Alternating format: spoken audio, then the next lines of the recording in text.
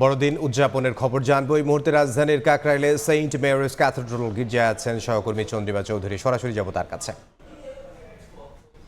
চন্দ্রিমা,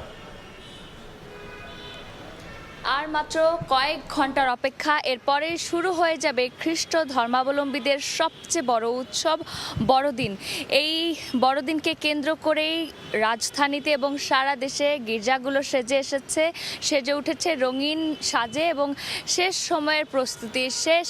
একটু দেখতেই পাচ্ছেন এখানে ধীরে ধীরে দর্শনার্থীরা এবং ভক্তরা আসতে শুরু করেছেন। একটু জানিয়ে রাখতে চাই, আজ রাত 8:30টার দিকে সেনাবাহিনী প্রধান মেজর ওয়াকারুজ্জামান এখানে পরিদর্শন করবেন এবং সার্বিক নিরাপত্তা ব্যবস্থা তিনি পর্যবেক্ষণ করবেন। একই সাথে কিন্তু আমরা জানতে পেরেছি এবছর এই বড়দিনকে কেন্দ্র করে গির্জা এবং তার চারপাশের সার্বিক নিরাপত্তা ব্যবস্থা কিন্তু জোরদার আরও বেশি করে করা হয়েছে। একই সাথে এখানে রাত 9টার দিকে বাংলায় তাদের প্রার্থনার মাধ্যমে এই বড়দিনের যেই সন্ধ্যা তাকে আসলে স্বাগত জানানো হবে। সেই সন্ধ্যা শুরু করা হবে, প্রার্থনা করা হবে এবং সেই একই প্রার্থনা তারা আবার এখানে রাত 11টায় করবেন।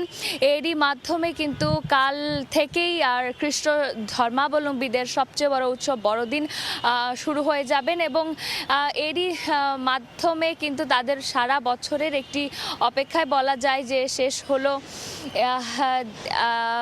এবং খুবই সুন্দর জাঁকজমকপূর্ণভাবে কিন্তু সাজিয়ে উঠেছে গির্জার সাদা দেয়ালগুলো। নানান ধরনের বাতি থেকে শুরু করে একই সাথে যীশু খ্রিস্টের যেই মূর্তি তারা তৈরি করেছে, সেই সাথে ক্রিসমাস ট্রিগুলো নানান ধরনের বাতিতে সেজে উঠেছে এবং বড়দিনে তারা এরপরে কাল যে সকালে এইখানে আবার কাকরাইল এই গির্জায় কাল সকাল 8টায় কিন্তু আবার তাদের একটি প্রার্থনা রয়েছে এবং সারাদিনই কিন্তু তারা নানা আয়োজনের মাধ্যমে এই দিনটি পালন করবে বলেন আমাদেরকে জানাচ্ছিলেন।